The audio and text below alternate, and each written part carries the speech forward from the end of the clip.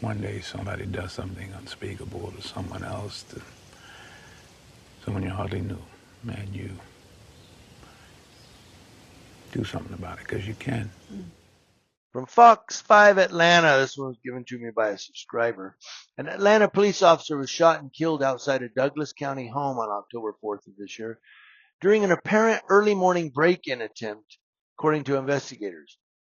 The officer has been identified as investigator Aubrey Horton, according to the Atlanta Police Department. Now, the incident occurred around 5 a.m. last Friday at a home on Orkney Way near East Carroll Road in St. Andrews Country Club neighborhood. Douglas County Sheriff Tim Pounds said deputies responded to a burglary call at the scene of the shooting. Quote, on an attempted burglary, we understand that an individual attempted to gain entry into the residence, the sheriff explained.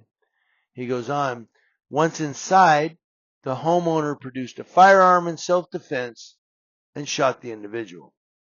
At this time, the individual is deceased.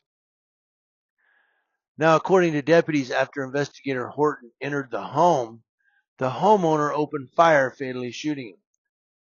Investigators are treating the incident as an act of self-defense, finally. Neighbors were shocked by the deadly shooting.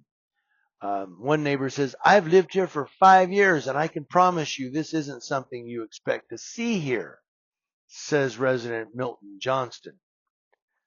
Authorities revealed that Horton also lived in the neighborhood about a half a mile from the scene and may have been experiencing a mental health episode or under the influence of narcotics. Quote, we believe the burglar lived in the neighborhood, says Sheriff Pounds. That's what we just said. He goes on, this is an active investigation and there are many details we're still working to uncover. Now, the Atlanta Police Department confirmed in a statement that Horton, who had been with the department since November of 2015 and was most recently assigned to the fugitive unit, was off duty at the time of the incident. Quote, we are working closely with the Douglas County Sheriff's Office to learn more about what occurred as they continue to investigate. Investigator Horton was honored. Now, this investigator Horton was honored as Officer of the Year at the Crime is Toast breakfast just earlier on September 24th. And before I go on, I'm going to address the elephant in the room.